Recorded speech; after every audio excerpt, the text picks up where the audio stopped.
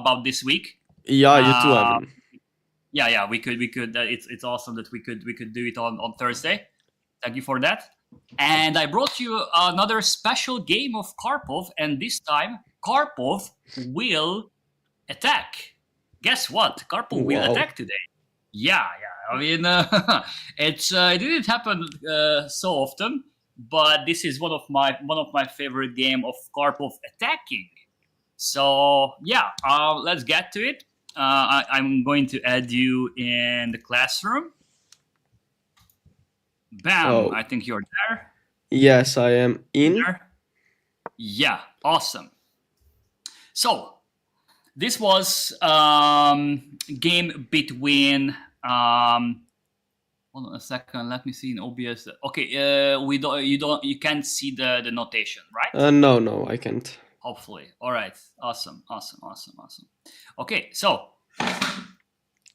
Oops. 1 second. My GM Bánusz sign just. Oh. 1 second. Yeah, no problem.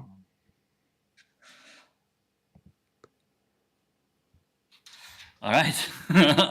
I'm back. Wait a sec. Wow.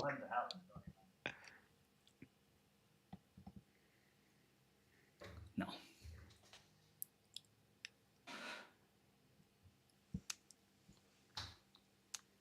I don't know. Well, give me a moment here. Yeah, no problem.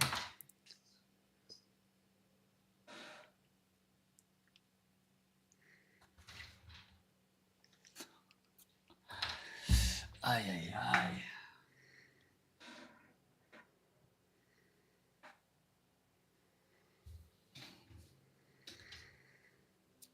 All right, I'm back. Great. Okay, so everything is set. My sign is also set. So this was a game between Karpov and Valery Solov, 1993 Linares. And does this type of structure ring any bell for you? Yeah, I don't usually play any openings that resemble this. Is this like kind of Benoni structure, I believe? Yeah. Exactly. So I also don't know pretty much anything about this, but I know like you wanna play like e4 or something like that. But yeah, I didn't have any games in this structure yet. All right.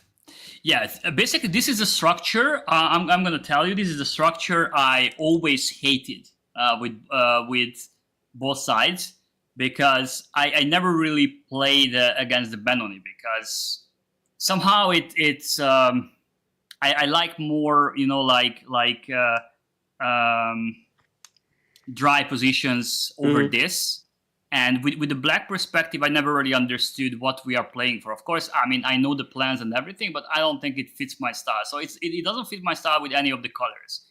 But the plan what Karpov played in this game, I knew about this plan, but somehow it was always looking very, very strange.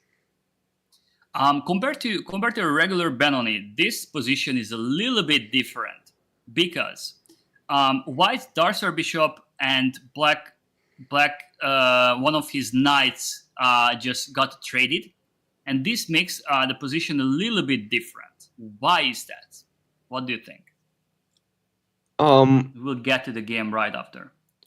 Yeah, I think like with an exchanged set of minor pieces, I think being cramped is for black is slightly less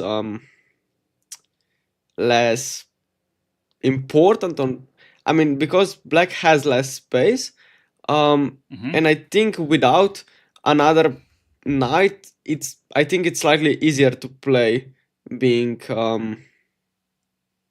down on space. But yeah, but in terms of e4 plans, what changed?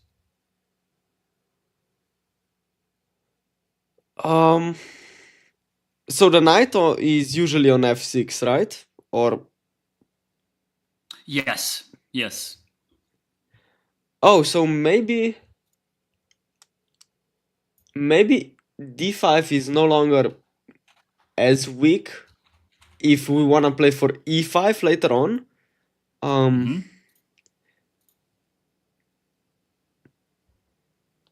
Yeah, I mean, I don't think black can prevent e4 anyway, even if he has the knight on f6. So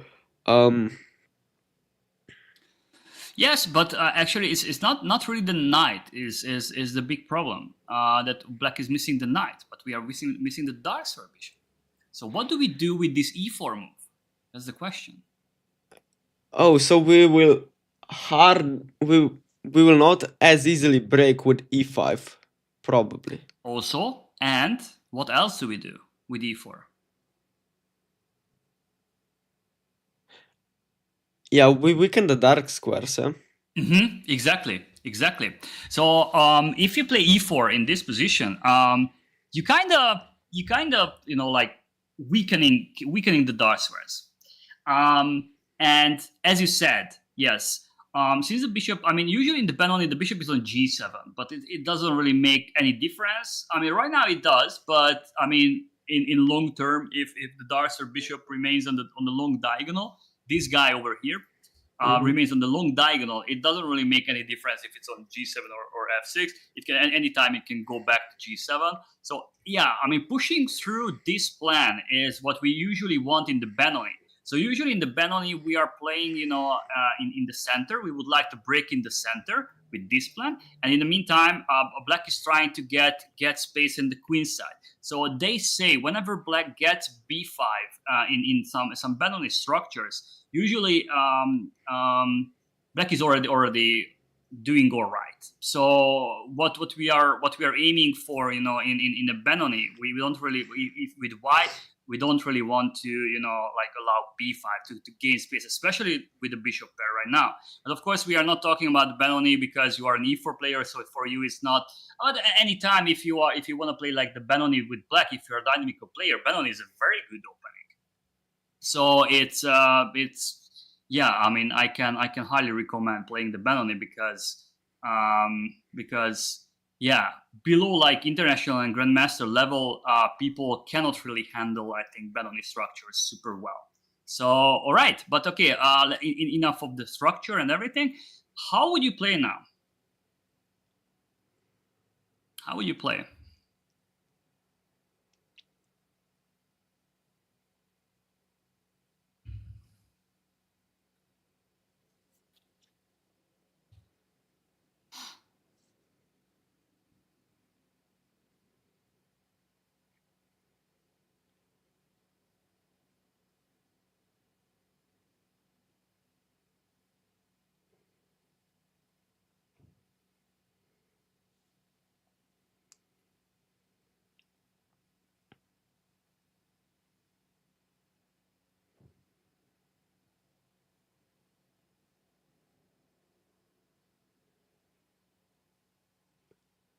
Yeah, I think if I can, I wanna trade probably my knight for the bishop on f6. So I would think about playing knight d to e4. Okay. And what if bishop e7? What if he yeah, doesn't allow that? then I thought that I could play f4 and knight f2, and then go for e4 again. Oh, all right. Okay. Now we're talking. Yeah, this is exactly what happened. I'm gonna be honest. This knight d4 move, I could never really comprehend for some reason. I never in my life. I've seen this plan so many times.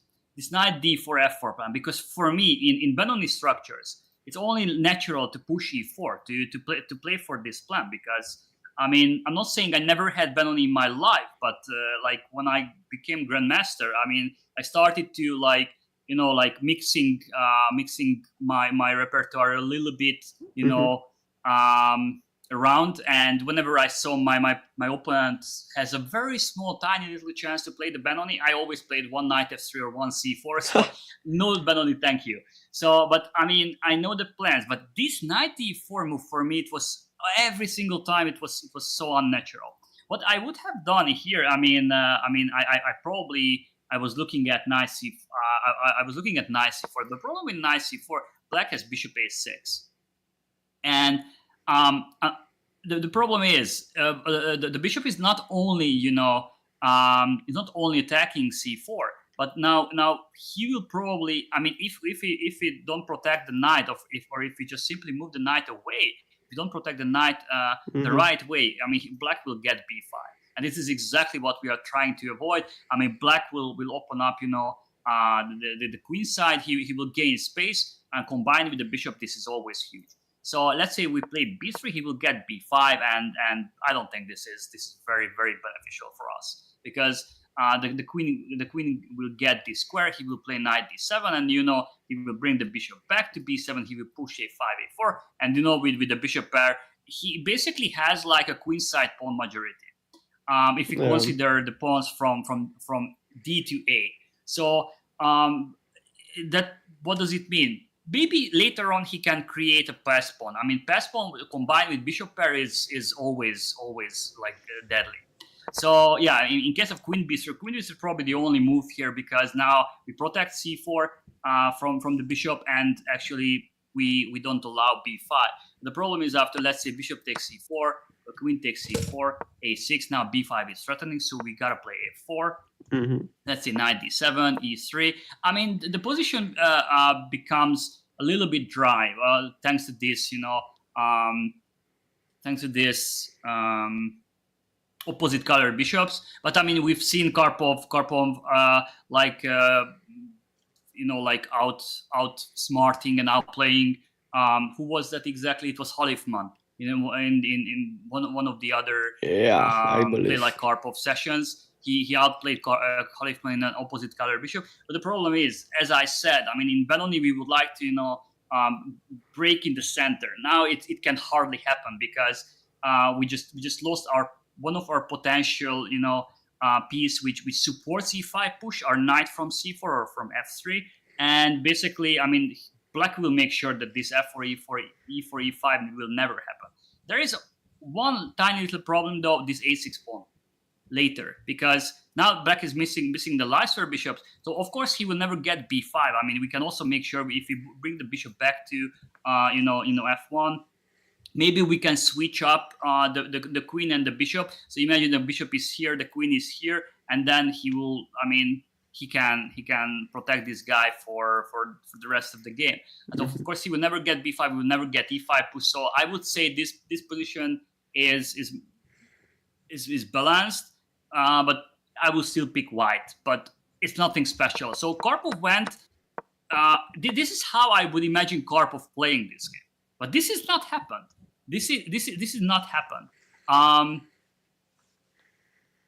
Karpov played knight d4. What a move! What a move! I mean, this. Okay, what happened after it? It was even more.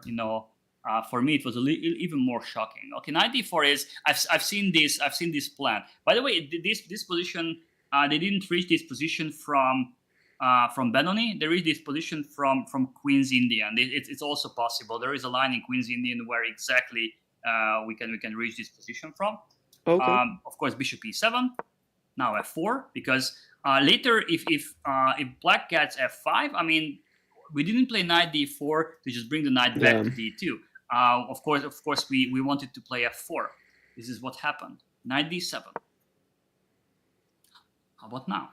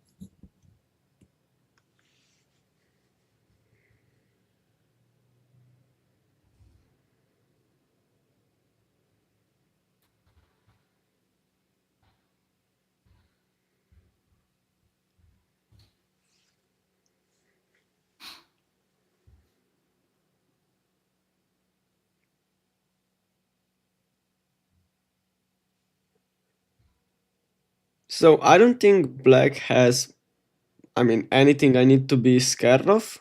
To make something prophylactic. So I think I can go with my plan. Very nice. I don't know, probably knight f2 already, or I could prepare knight f2 and d4 by bringing the rook to e1 first, but I don't really think that's necessary, so I think just knight f2 right away. Following with my plan of e4 and e5, I think.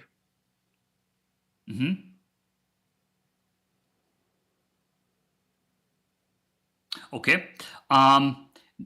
This is the plan. What Karpov did in the game. What I was talking about that I couldn't comprehend, because knight d4 and f4 seems logical, right? To bring the knight back to f2 and pushing d4, and made the bishop go away, from the long diagonal.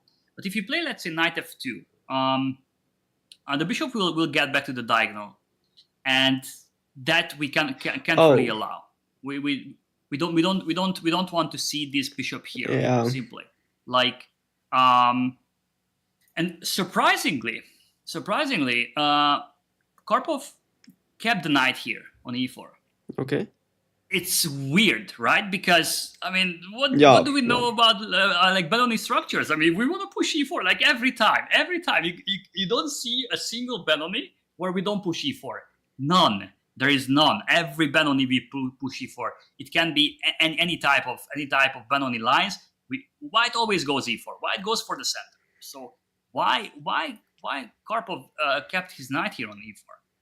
The reason is very simple. He didn't want to see the bishop on f6. He just, he didn't want to allow. So what he played here, it was kind of shocking. It's kind of shocking. But I've seen this plan.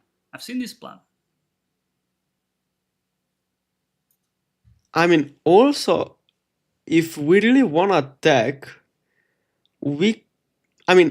maybe not right away, but at least keep in mind like moves like f5. Although it's weakening the e5 square, I think we can, we are like closing kind of down the king side, maybe in the future even preparing rook f4, rook h4, although the bishop is here. I don't know in what scenario that would be a possibility, but still. But I think, not right away. Weakening the e5 square is a way to. Yeah, yeah, you're right. We gain a lot of space. That's true. But e5 square is too important. And since we are missing the dark square bishop, I don't think it's very, very,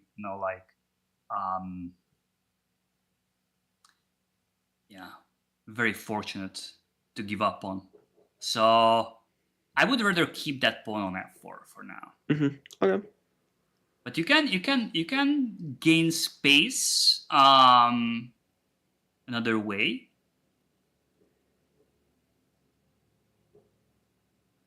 Without giving up on. This is what I always say about pawn moves. That whenever you make a pawn move, just but don't get me wrong, you immediately realize that you give up on e5 square. But so whenever like there is a huge difference without like making a pawn move and not like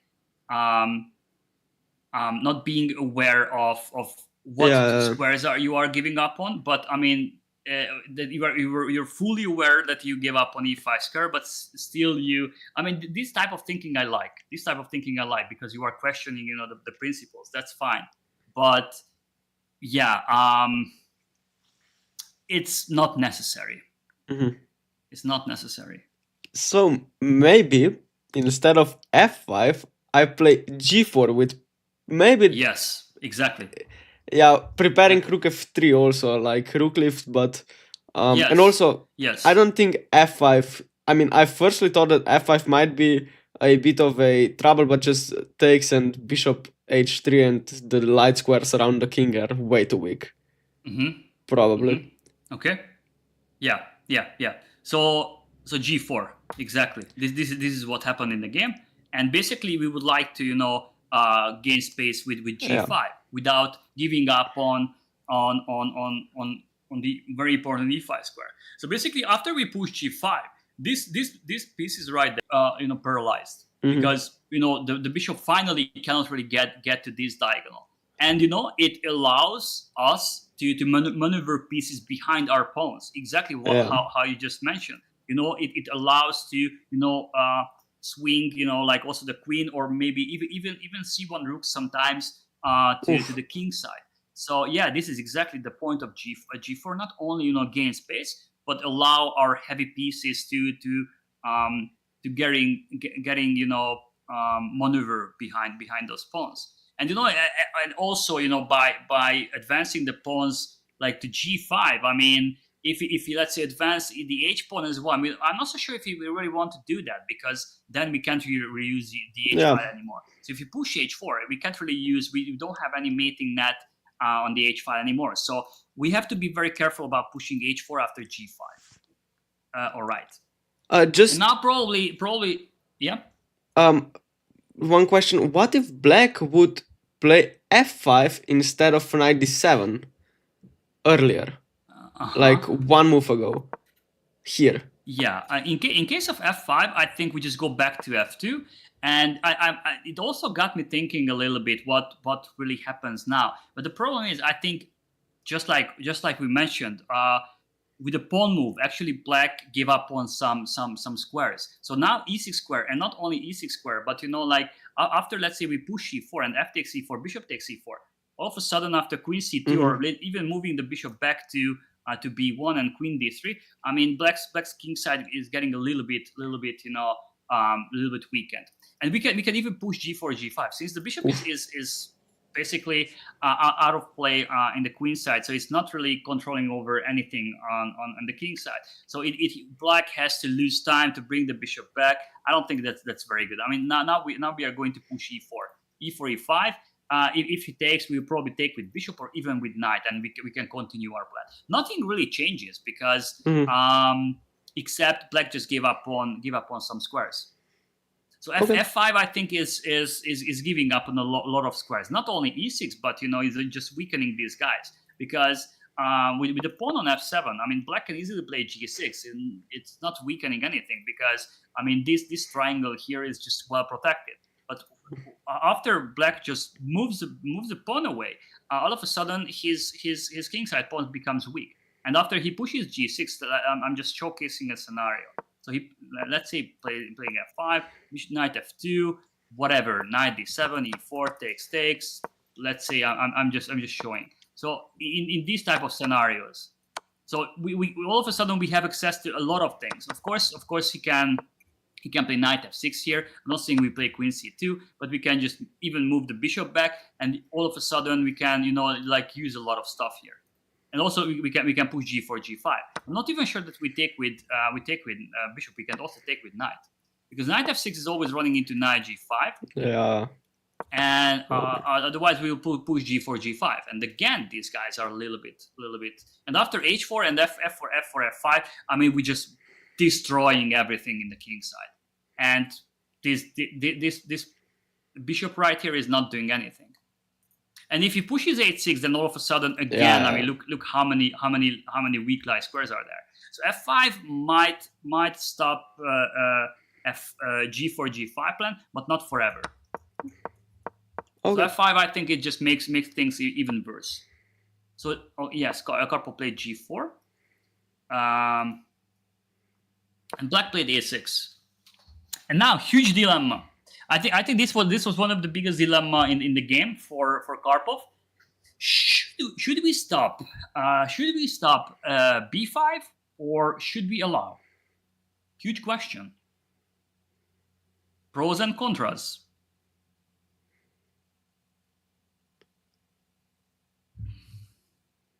So black wants to push b5. Of course. What did we learn by the principles? Yeah, we shouldn't do that. Whenever your king side is under attack, we need distraction, right? Yeah. So sometimes we have to break in the center. Now in the center it's not possible because the center is fixed, is closed. Black cannot do. So yeah, Black needs some distraction. He needs to create counterplay ASAP, because otherwise, I mean, White is just marching the pawns, and of course Black will not wait for it like forever.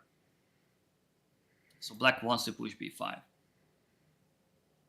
Yeah, I mean, I think we can just play a4. We can stop it. But if a4 comes, there's a very common, motive, or let's say a plan for Black, is actually just sacrificing that pawn, just b5, and opening up the space. He doesn't really care anymore if he's down a pawn, because I mean this is the mindset, this is the spirit of the Bánusz. I mean, with the bishop combined with the bishop pair, and that actually this structure, it's basically also like in the bank style, which bank what bank is, right? Yeah. So it's sacrificing a pawn in the queen side, and by that, I mean, he's just opening up the position for the bishop pair, and actually, the queen is getting out. So in case of a4, maybe b5, maybe knight b5, queen b6, or something like that. So yeah, huge question: should we play a4 or we shouldn't?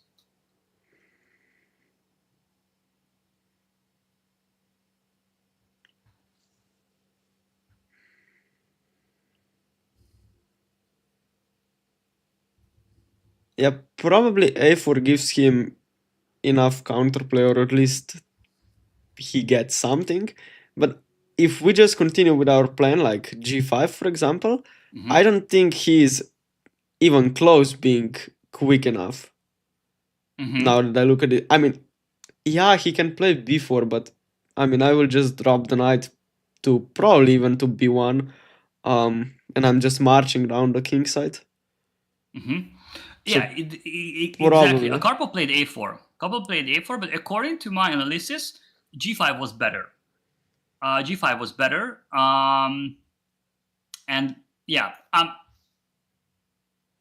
don't want to show what could happen in case of g5, because I'm just making a huge spoiler later. So so Karpov played a4. And yeah, guess what? Solovey didn't play b5. I mean, this is exactly what I said like a couple of times, that people played a little bit different back then. Back then, it's not like 100 years ago. It was like 32 years ago. But for me, it's hard to believe that in modern chess, a super grandmaster, because Solovey was a super grandmaster, he was over 2,700. Hard to believe that someone is not playing b5 nowadays as a super grandmaster. I mean, it's just hard to believe, because the fact that he didn't play b5, it's some small sign of like lack of understanding or whatever. I mean, he should have played b5. I mean, maybe Solovey was not like a real, or like a real Bánusz player, but like this is like common knowledge that you should as a grandmaster. I mean, you should push b5. I mean, before I mean things get serious in the king side, you should push b5. It's like even knight takes b5, queen b6, and actually this was still a game.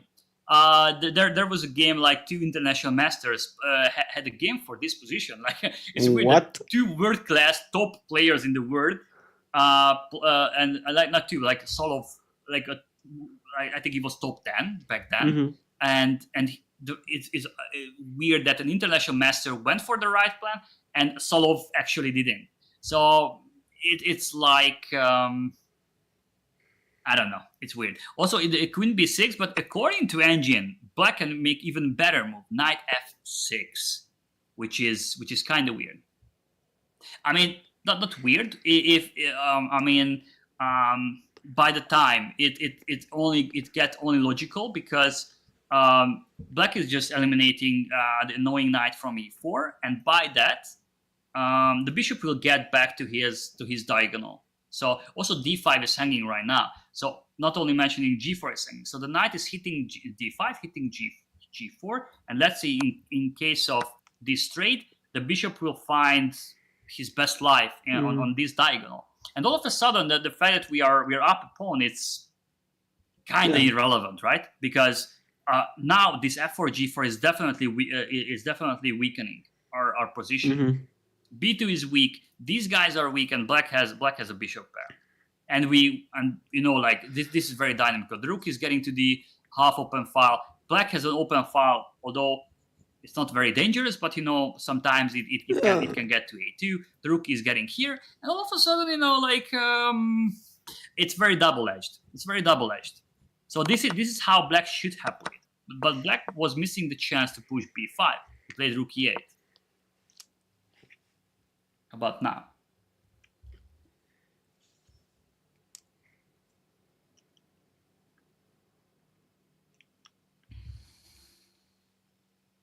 Once again, I don't think he has anything that we need to prevent. Maybe knight f6 is something he wants to play, but we can just play g5, I think. Yeah, g5 is very important because this knight f6 maneuver, what he had after b5 in the previous line, is not available from this point. So this is why g5 was very important. Yes, g5, bishop f8. I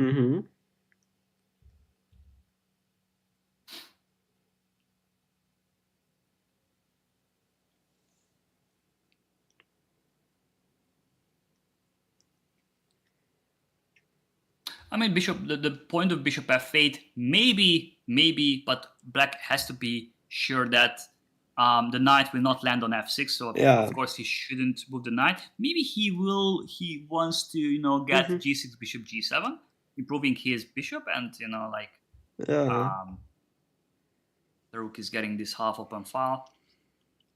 Although I'm not so sure about this bishop f8. I have mixed feelings about bishop f8 because let's say, I know it's not really a thing now, but imagine two heavy pieces on the h file. I mean, black would need knight f8, but of course, I mean it's not happening anytime soon. But yeah.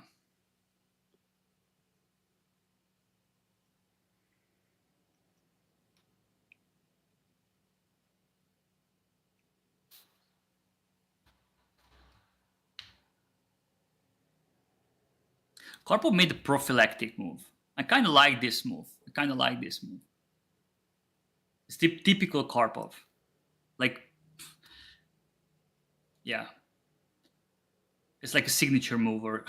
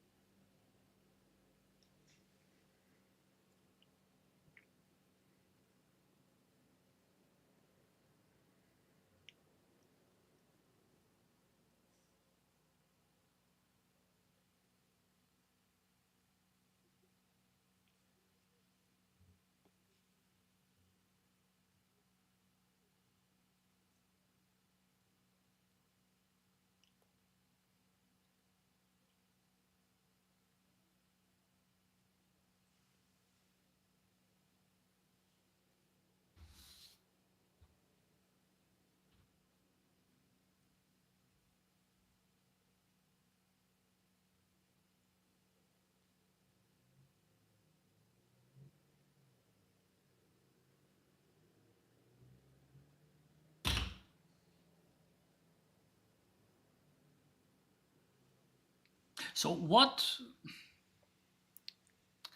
against what plan we can be prophylactic about? Yeah, probably getting the bishop to the long diagonal and doing something there. So maybe I am looking at move pawn to e3 even, taking away the d4 square and opening the diagonal to h5 for the queen. But the e3 pawn is kind of weak, so Yes. maybe he has f5 there. And basically we can. I mean, e3. I mean, stopping g6, bishop g7, stopping this plan. I'm not so sure if this is black's intention. I mean, I don't know. Maybe. So we just even if this is a thing. I mean, we just have just enough amount of time to deal with that. If we want to play e3, of course. If we don't want to do that, I mean, we don't have to. But right now, before he played g6, bishop g7, we don't have to play e3. So maybe we need to even further try to prevent b5, because probably it's still a thing, right? Come again? Sorry.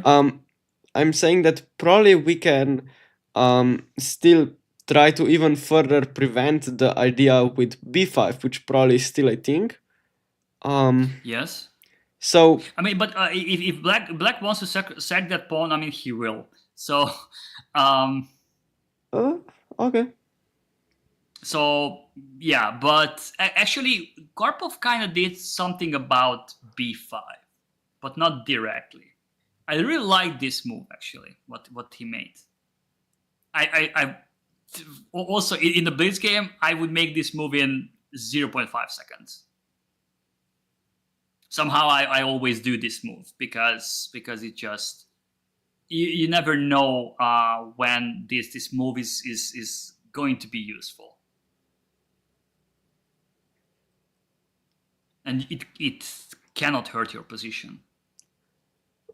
Maybe I go rook a1.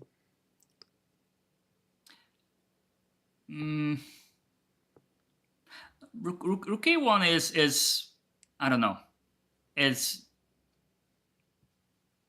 not so sure. I don't think we need that move. I don't think we need that move. Because I mean he will just go b5 either way. Yeah, fair enough. Just trading one rook down. I don't think it makes like big deal.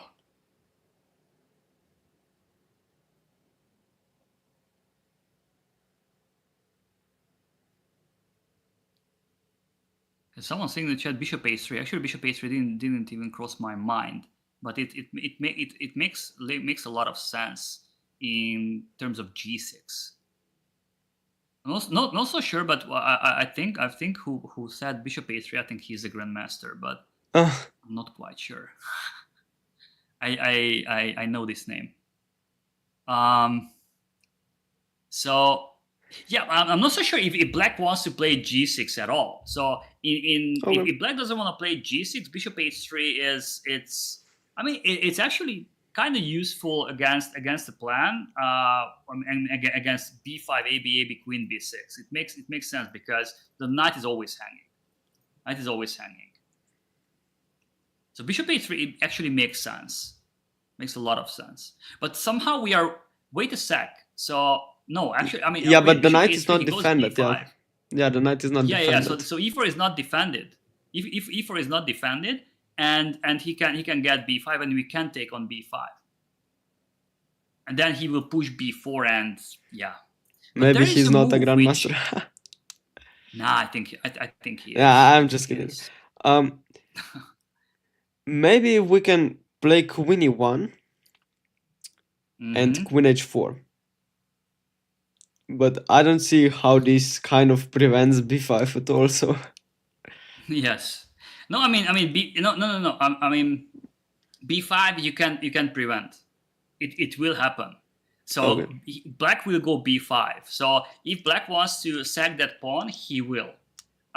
It's just you are not running into like tricks and motives later on. That's why Karpov made this move.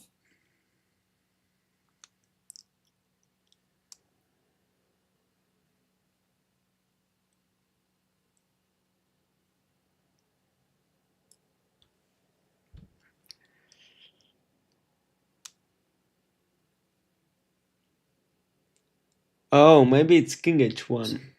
Yes, thank you. Exactly. King h1. King h1. Exactly. Yeah, because yeah. I mean the queen will get to b6, but you never know. I mean, it's the same thing as what my first trainer always said. I mean, trust me, it didn't happen so many times that I castle long side. But whenever it happened, I always played king b1 or king b8 if I was black. So it's not that, you know, like something was threatening on this diagonal, but you can. I mean, you will see why this king h1 is going to be extremely important. You will see, but anything can happen on this diagonal. So probably the queen will show up after he sacks the pawn. So I mean, he has a lot of discover checks. So I mean, Karpov just made sure, and the king is just it can be better. So he maybe he doesn't know how to continue. Should we push h4? Should we play bishop h3? Should we do something else which actually changes the position? So whenever you are a little bit unsure what to do, just make a prophylactic move. Make a move you would probably always make, because if black is pushing b5, if he goes queen b6, he will very likely play c4 after to just open this diagonal up, because we have no dark bishop which can counter this queen here. So I mean, king h1 is just it's a move you will make anyway. So you can you just make a move which cannot hurt your position, and this is why king h1 is like a very useful. Of course, black couldn't really improve his position any longer, so he went for b5. As I said, this sacrifice will happen. A takes b5, a takes b5, and this is exactly why I said that it was a huge dilemma to play a4 to stop b5 or not. It was a huge dilemma, I think, for Karpov, and I'm not so sure if it was really beneficial to open up a file. But yeah, okay. I mean, we can't really change that. Karpov took on b6, took on b5, queen b6, knight bc3. Now, of course,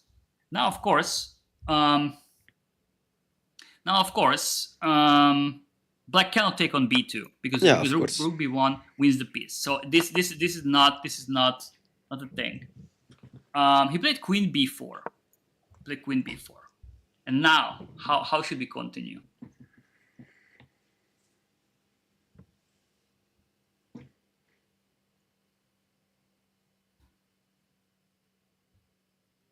I really like this plan.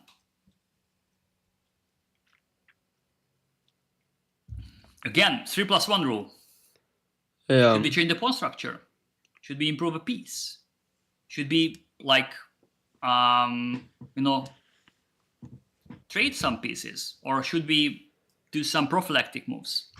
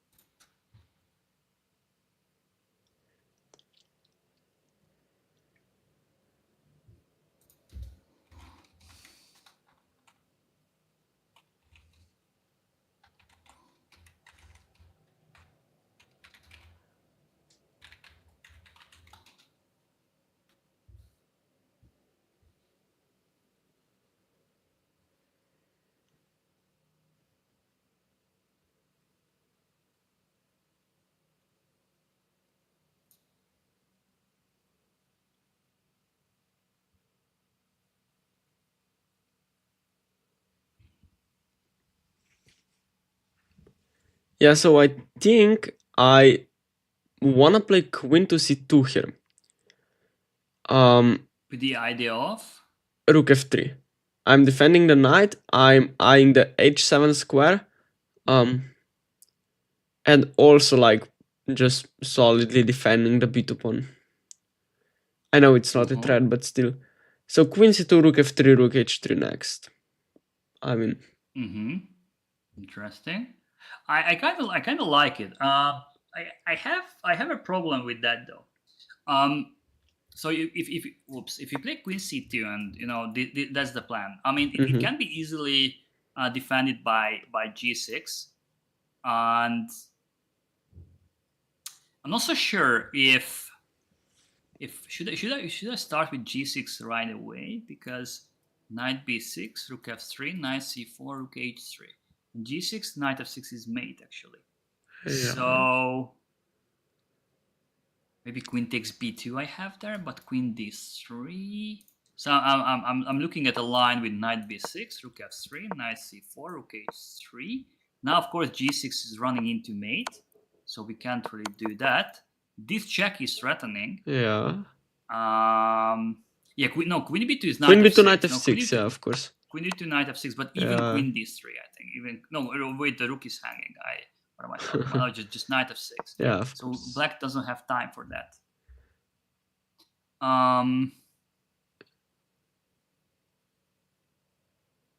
Yes.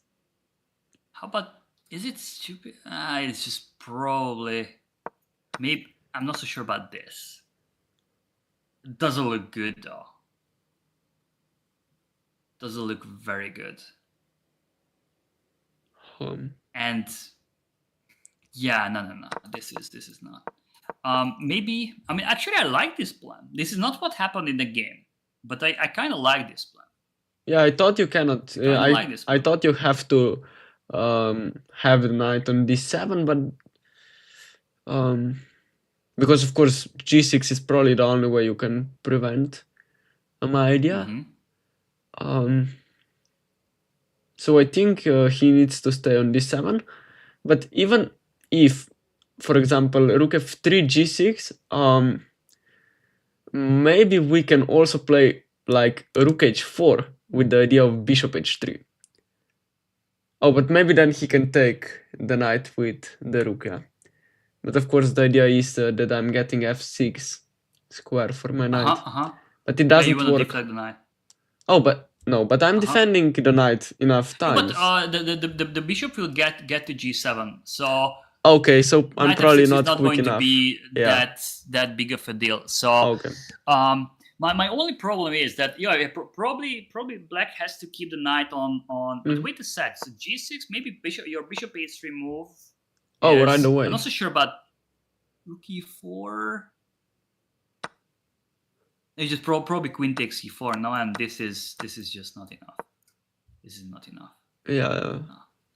It's just we are exchange up, and now knight f6 is coming. So he can't really play g6 right away. I kind of like this plan. So what do we do now? The queen c2 is actually a very smart move.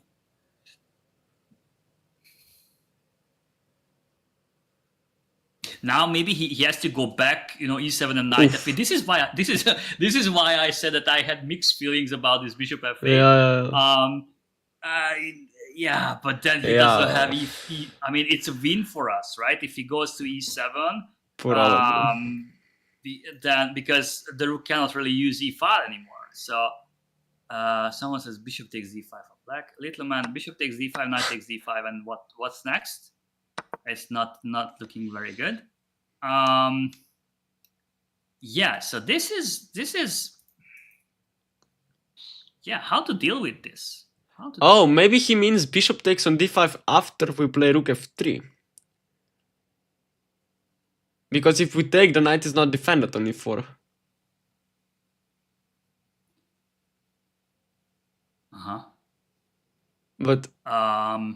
But still bishop h3 at the end, no? So let's say g6, rook f3, bishop takes d5, bam, bam, bam, bam. And probably bishop. We can also bring the rook somewhere, but bishop h3. Yeah, this looks. Yeah. And this is nasty. Oh wow. This is nasty. Yeah. So, I mean, This is too slow. This is too slow. What's the situation here? I really wonder. I really wonder. Okay. We'll definitely get back to this, and we will check this after the game. Just remind me. Okay. Yeah, I will. Remind me. We'll check this with engine, because I couldn't refute the move. All right. So what Karpov played? Karpov played Queen D3. Okay. And look at this plan. Queen G3. He improved the queen, and he brought the queen to the queen side, and from that point he has a lot of things. It can use the H file by Queen A3, and it can do other things which which I don't want to spoiler. So now you can see why this King H1 was so important. I know the queen left B6, but I'm pretty sure this was Karpov's intentions from the very beginning to play Queen G3, Queen D3, Queen G3. It was only available. Okay, he could also go Queen E1, but he wanted to do it from Queen D3, because by that, from one extra move, the rooks are connected. So yeah, so his intentions was Queen D3 from the very beginning, even when the queen was on B6. So Queen D3, it was a very strong move. Knight B6. Knight played Queen G3. Of course, Knight takes D5. Knight takes D5 is not happening, because Knight takes D5, Bishop takes D5, Knight F6 check. Yeah, White has this huge discover check, and after G/F6, Bishop takes D5. This is a winning position. And not only we are threatening GF, the rook is also hanging, and tertiary we also have G6 in some cases, because this is exactly this position can demonstrate the principle of the opposite color bishop. So whenever we are attacking the enemy king on the lie, if we are using the lie squares, the enemy bishop is just completely helpless on the lie squares. All right, so he didn't play, of course, he didn't take on D5. He played King H8. A very nice prophylactic move. He's just moving out from this pin. It was not really a pin, but many times, White could open up the G file for the queen. And now Karpov made just another prophylactic move. He played Rook CD1. He protected D5. I think it was a smart move, because now Knight takes D5 was threatening. It was Rook D1 was a very logical move. Now, of course, Queen takes B2 is still not available because of Rook B1. So Black cannot take on B2. Black played Knight C4.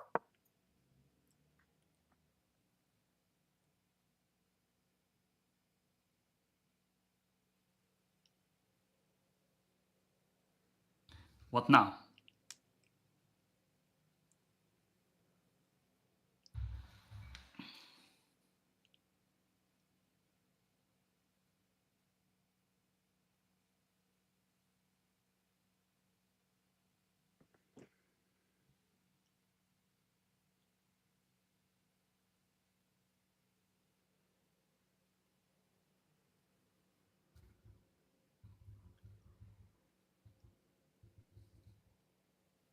I kind of think that Karpov's next move was overlooked by Solov. Because, yeah, you will see why. You don't have to think like anything super extra. You just... Yeah, I think we can just play G6 here.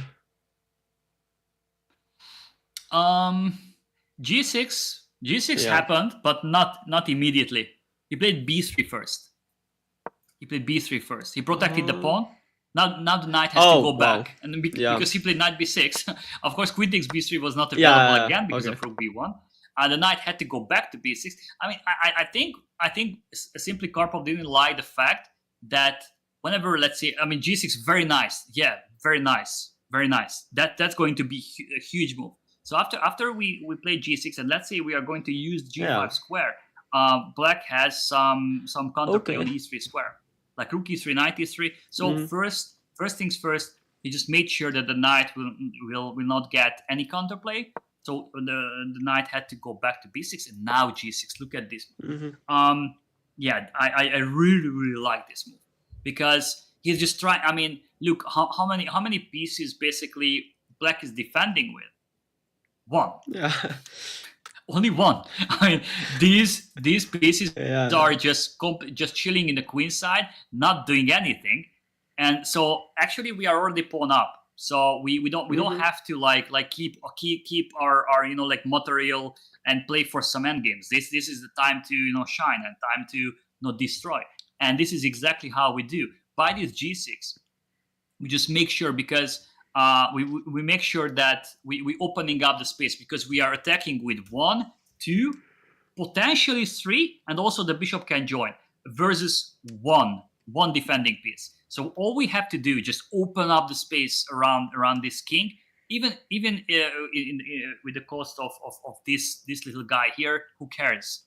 We need files open. That's what matters.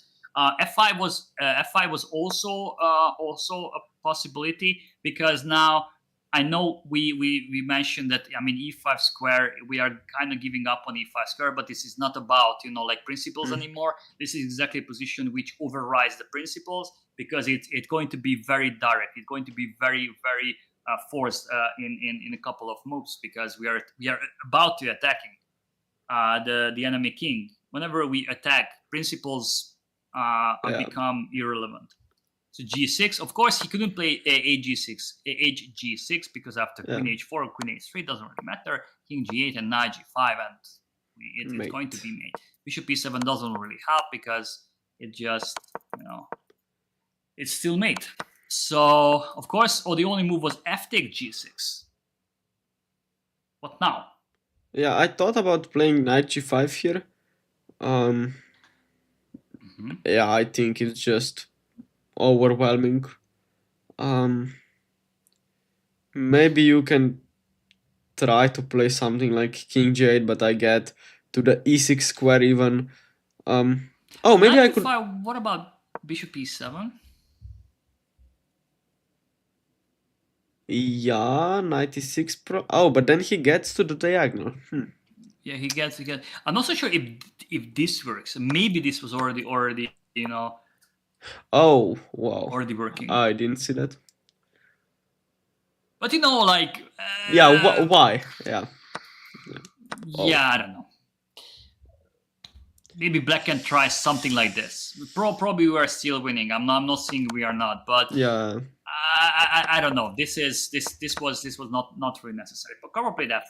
Karpov destroyed the space. I mean, he brought another piece to the attack by this trade, because f take g6 is threatening. Even f6 is a thing. But I mean, f take g6 is just, as you said, it's overwhelming.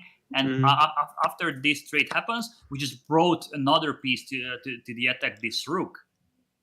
Yeah, this is better. 97. Solov desperately tried to bring a little bit more help to the king side. Karpov played rook df1. Again, another piece is coming to the king side. 95. And now what? Now we just have to make a couple of precise moves, and the game is over.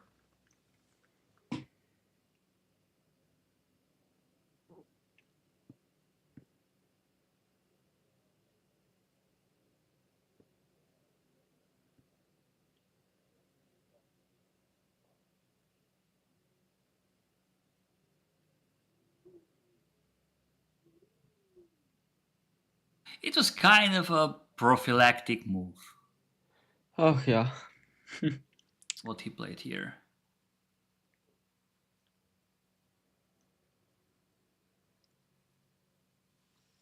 So always, whenever in these type of situations, what is the move you would desire to play?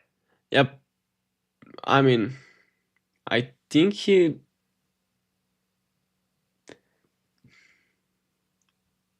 I mean, firstly, I thought that he wants to move the bishop, but that's of course not really possible. He doesn't even have the f6 square.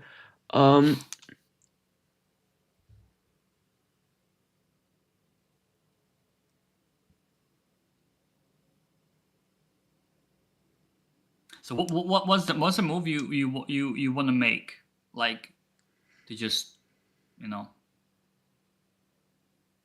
destroy, smash?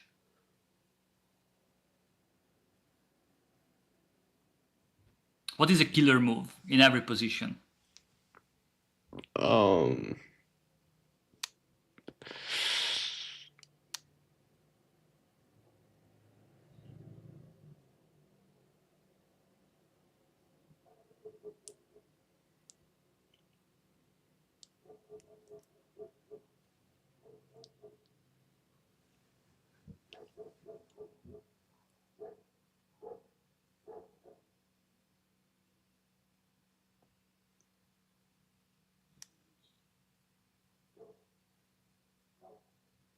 So now we are attacking with 1, 2, 3 pieces.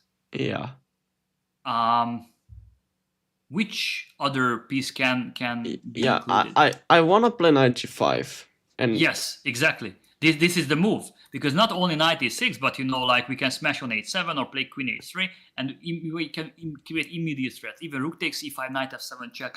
Even bishop e4 is coming. We have a lot of things connected to knight g5. But what is the problem with knight g5? If you do it right away, black has access to a move, which is a pain in the ass.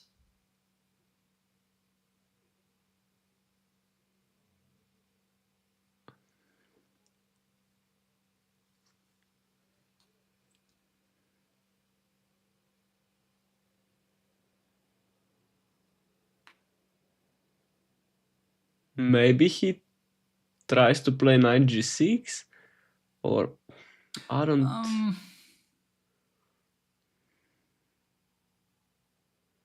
mean, I don't see how black can try to do anything. Oh, maybe. No, I don't know.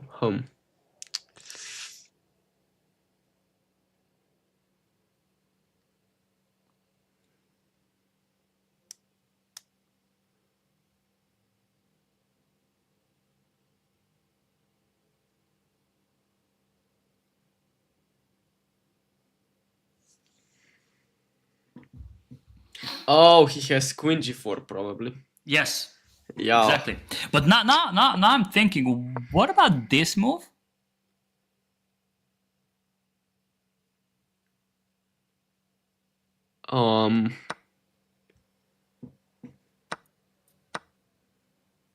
Yeah.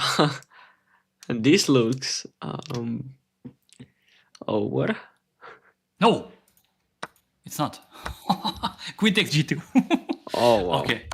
Okay, Jesus, I was like, okay, because in my analysis, I didn't mention rook takes c5. I'm like, is it winning?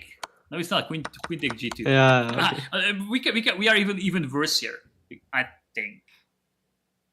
Yeah, we have to fight for the draw now, because it's 4 against 4, and we have knights with you know, like, with three pawn islands. All of a sudden the bishops become very strong. Of course we don't want to allow this. So Karpov made before he finished off the game, he made sure that he makes one final prophylactic move. There is one more thing to be, you know, like, to prevent this queen g4. That's why he played rook f4. And now knight g5 is coming. And now we have a lot of, not this, but this, lot of discover moves with the knight. So black played queen b6, knight g5, knight g6.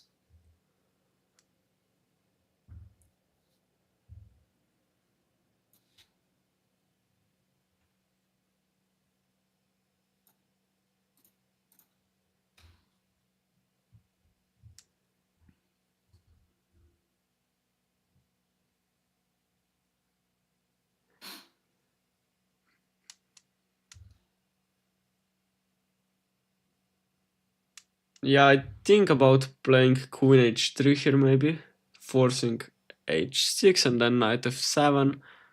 And I think multiple things. Probably. Things winning, but finish the game with style.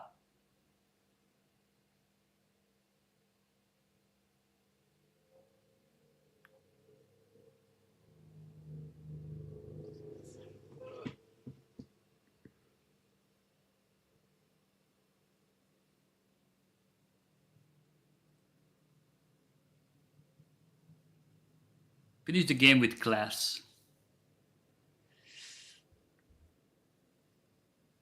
It was beautiful.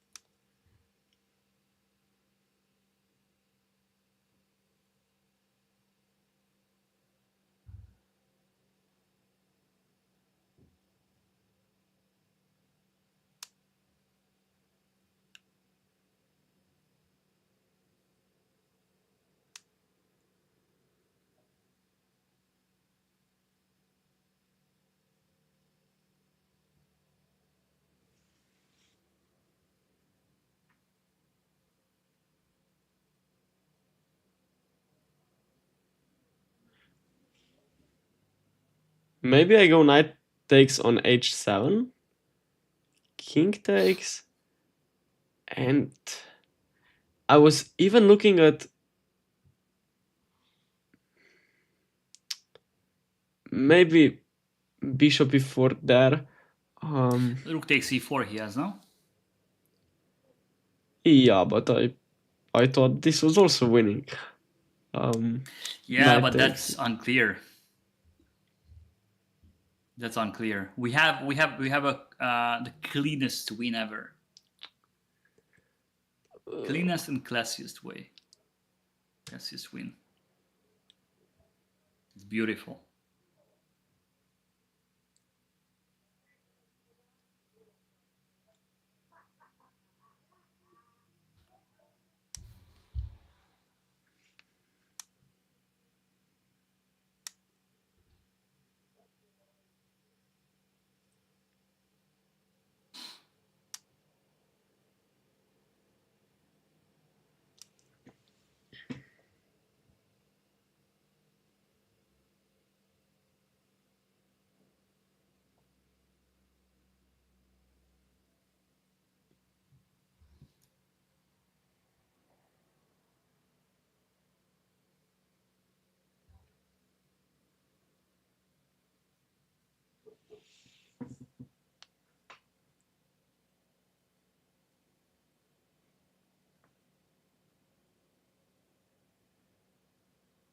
Oh wow, I think it's knight f7 and queen g6.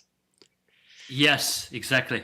I didn't want to say anything more because then I make a huge spoiler. Yes. Yeah. Look at this. Beauty. Yeah.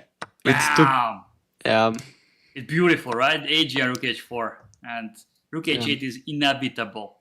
Beautiful, beautiful. But you know, this could only happen because, you know, like how many pieces are here? Like it's just only makes sense that, you know, something is going to happen. I mean, black cannot survive like with two defenders. It's just against four attackers, and out of these four attackers, three of them are, you know, like heavy pieces. It's you know, you can't survive here. All right, let's check on this, that queen c2. Yeah. What you mentioned, this plan, this queen c2. I'm really curious what engines say here. It's also nice. It's also nice. So let's say, yeah, he goes knight b6. Engine goes knight b6. Rook f3. Bishop c8. What Oh, a defender! Wow. What a defender! Wow. Yeah. Okay. But now you can play bishop here and look at this. Bishop, he goes back to b7. And now d5 is hanging. And I guess if you go back, he goes back to c8. All of a sudden, it's not easy. No, that's clear. Okay. All of a sudden, it's not simple. Okay. But yeah, this queen d3 was just I mean, this was one of the key moves of the game. The other one was King H1, and of course this F4 G4 G5 planet was another one. And actually, this knight was the key the key piece right at the end. Yeah. It got to F7, but this like, of course, it was an amazing game. Alrighty. Thank you so much for today's session. Yeah, thank you too.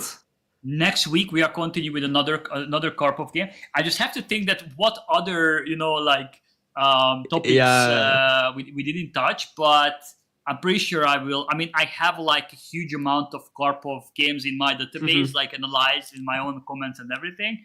I will just pick something, but Okay. I always like to build it around some topic. I have a lot of course, Karpov is full of beautiful games, but yeah, one thing for sure, we'll have a Karpov game for next session as well. Okay. But maybe I will bring another one when Karpov attacks. Maybe I have a couple of other. We'll see. All right, man. Thank you so much for joining today. Thank you too. Next week I think Wednesday, right? Oh yeah, I think it Wednesday. will be. All right. Yeah. Can you come tomorrow for the arena? It's going to be afternoon, like 2 p.m. I think. Yeah, maybe I will. All right. Yeah, if I remember. Yeah. Okay. See you there. Yeah. Have a great day. You too. Bye. Thank you. Yeah. Bye-bye. So, thank you guys for being here. This will be it for today's stream. I hope you learned something as well as I did, and see you soon. Bye bye.